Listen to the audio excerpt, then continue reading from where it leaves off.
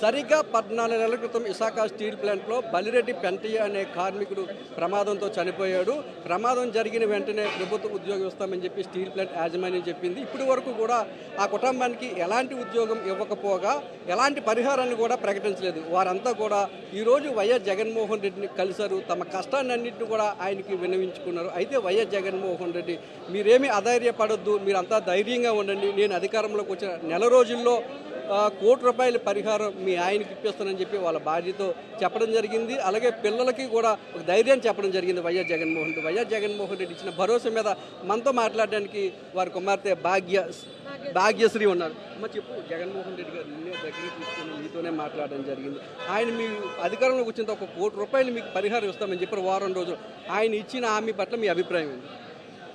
నిజంగా ఇప్పటి వరకు మాకు చెప్పడమే కానీ ఎవరు ఇప్పటి వరకు జాబ్ కూడా లేదు డాడీకి ఇదైనందుకు. ఒక ఫ్యామిలీ, ఒక మనిషి చనిపోతే ఎలా బ్రతుకుతారని ఆ ప్లాంట్ అయినా ఆ యాజమాన్యం అయినా ఒకవేళ వాళ్ళకి ఇలా జరిగినా సరే ఇంతే నిర్లక్ష్యంతో ఉంటారా? ఇలాగే చేస్తారా? ఎలా బ్రతుకుతారు? ఎలా తింటారు? ఏం చేస్తారు? అసలు ఇప్పటి వరకు ఒక పరిష్కారం లేదు. ఇప్పుడు ఈరోజు ఇలా జగన్మోహన్ రెడ్డి గారు వస్తున్నారని తెలిసి వాళ్ళు కాల్ చేసి 24 అవర్స్లో మేము జాబ్ ఇచ్చేస్తాము అని చెప్తున్నారు. 14 నెలలు చనిపోయి ఒక రోజు కాదు, 2 రోజు కాదు, నెల రోజులు కాదు. ఏమైంది ఇన్ని రోజులు లేదు ఇప్పుడు ఇస్తానన్నారు. మేము కోరుకున్నది ఏంటంటే ఇప్పుడు అదే ప్రమాదం ఏ 10 మందికి అయితే జరిగిందో ఒక్క మనిషికి, మా మనిషికి జరిగింది. ఈ 10 మందికి ఎలాంటి నష్టం జరిగిందో అలాంటి నష్టమే మాకు జరిగింది. ఆ ఒక్క మనిషికి జరిగిన రోజునే ఎవరు రాలేదు. కానీ దేవుడి దయ వల్ల ఈ రోజున జగన్మోహన్ రెడ్డి గారు ఆ హామీ ఇచ్చారు మాకు. ఆ హామీ బట్టి మేము ఎంతగానో ధైర్యపడుతున్నాం. నిజంగా అది దేవుడే పంపించండి. నిజంగానే మాకు ఇప్పటి వరకు ఆధారం ఏమీ లేదు. ఈ 14 నెలలు ఎలాంటి ఇబ్బంది పడ్డారు కుటుంబ సభ్యులతో? చాలా ఇబ్బంది పడ్డాం సార్, ఆర్థికంగా చాలా ఇబ్బంది పడ్డాము. మాకు ఎటువంటి సపోర్ట్ లేదు, ఎటువంటి ఇబ్బంది లేదు. ఆ జాబ్ మీదే 3 పిల్లలు నేను కూడా ఆధారపడి బ్రతుకుతున్నాము. సడన్గా అంత విలువైన మనిషిని అలాగే మాకు ఉపాధి మాకు సర్వం చూసుకుని మనిషిని మేము కోల్పోయి చాలా బాధపడ్డాము. మరి పడుతూ లేస్తూ అలాగే 14 నెలలు బతికాం. కానీ మాకు ఇంత అమౌంట్ అయినా ₹1,00,000 అని, 50,000 అని మా ఖర్చు కూడా ఇవ్వలేదు.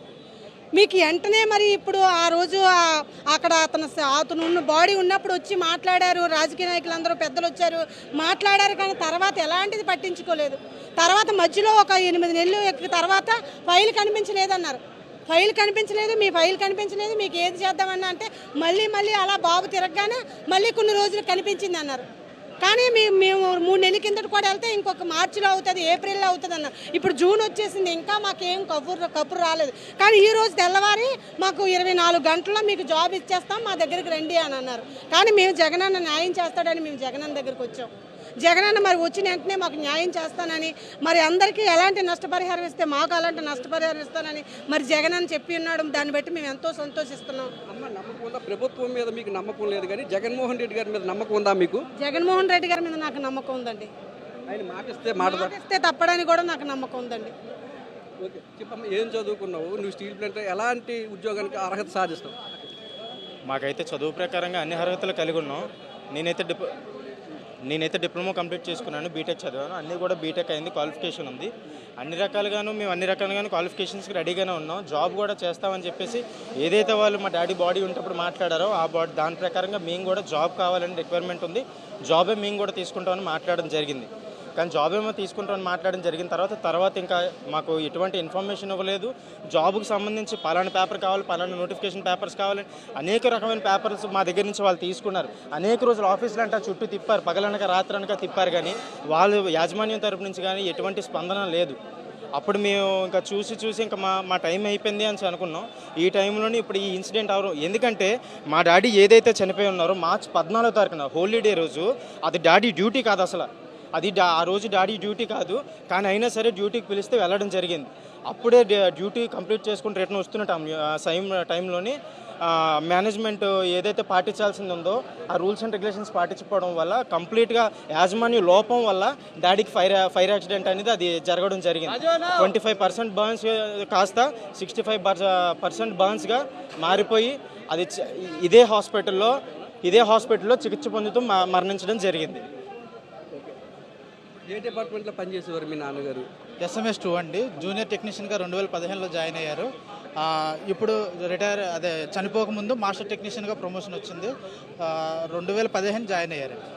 2015 నుంచి జాయిన్ అయ్యి జూనియర్ టెక్నీషియన్ నుంచి మాస్టర్ టెక్నీషియన్ అయ్యి మాస్టర్ టెక్నీషియన్లో కన్వర్టర్ దగ్గర వర్క్ చేస్తూ టెంపరేచర్ చెకింగ్ రెగ్యులర్ జాబ్కి వెళ్ళి లాస్ట్లో వచ్చేస్తున్నప్పుడు డాడీ ఆల్రెడీ చెప్పారు, పైన లిక్విడ్ మెటల్ ఏదైతే పడిన తర్వాత మూత క్లోజ్ అవ్వట్లేదు, ఇలాగ ఇబ్బంది ఉందంటే ఆ రోజు హోలీ రోజు మార్చి 14, 2025 హోలీ రోజు కంప్లైంట్ చేసినా సరే నెక్స్ట్ డే రెటిఫై చేస్తామని చెప్పి డ్యూటీ కంటిన్యూ చేయమన్నారంటే డ్యూటీ కంటిన్యూ చేస్తే అనుకోకుండా అది బాడీ మీద పడింది మెటల్. 1700 డిగ్రీల మెట్లు బాడీ మీద పడి అప్పటికప్పుడే 35 to 50% బర్న్స్ అయిపోయింది. ఇక్కడికి వచ్చినాక 1 డేలో ఇంకా 60% దాటిపోయింది బర్న్స్. ఆ హార్మ్ఫుల్ కెమికల్స్ అన్ని బాడీలోకి వెళ్ళిపోయి నరాలు కట్ అయిపోయి ఇంకా 16 రోజులు 18 రోజులు చికిత్స పొందుతూ ఏప్రిల్ 1వ తారీఖున 2025 చనిపోయారు. జగన్ గారు మీ కుటుంబానికి అండగా నిలుస్తామన్నారు కదా, మీ స్పందన ఏంటి? చాలా సంతోషంగా ఉందండి. ఎందుకంటే 14 నెలలు బట్టి మేము ఆఫీస్కి తిరుగుతున్నాం. ఆఫీస్కి వెళ్ళాలి, అపాయింట్మెంట్ ఎవరు గేట్ దగ్గర ఆపేస్తారు, ఎవరిని కలాలో తెలియదు. లేదు అపాయింట్మెంట్ తీసుకొని వెళ్ళా సరే ఇక్కడ CMD లేరు, వాళ్ళు లేరు, వీళ్ళు లేరు, ఫైల్ కనిపించట్లేదని ఇన్ని రోజులు తిప్పారు మనకి. నాకైతే ఈరోజు స్వయాన్ని నాకు స్టీల్ ప్లాంట్ వాళ్ళు ఫోన్ చేసి ఈరోజు ఈ 24 hours లోపు రేపు తెల్లవారు 10 గంటల లోపు నీకు జాబ్ ఇస్తామని చెప్పారండి. 14 నెలల నుంచి నరకయాతన అనుభవించని ఇంటికి ఆదాయం తెచ్చే వ్యక్తి చనిపోయినప్పటికీ కూడా స్టీల్ ప్లాంట్ నుండి ఎలాంటి పరిహారం అందలేదు, ఎలాంటి ఇస్తామన్న ఉద్యోగం కూడా ఇవ్వలేదని వైఎస్ జగన్మోహన్ రెడ్డిని ఈరోజు తాము కలుస్తున్నామని చెప్పి ఉన్నపలంగా 24 గంటల్లో ఉద్యోగం ఇస్తామని చెప్పి స్టీల్ ప్లాంట్ యాజమాన్యం తమకు కబురు పెట్టిందని, అయినా స్టీల్ ప్లాంట్ యాజమాన్యం మీద తమకు నమ్మకం లేదని, వైఎస్ జగన్మోహన్ రెడ్డి మీద తమకు నమ్మకం ఉండే ఇక్కడికి వచ్చామని, ఆయన ఏదైనా ఒక మాట ఇస్తే ఆ మాట కట్టుబడి ఉంటాడని ఇక్కడున్న వెంకటలక్ష్మి కుటుంబ సభ్యులు చెప్తున్నారు. కెమెరామెన్ అప్పలరాజుతో నాయుడు, విశాఖపట్నం నుంచి.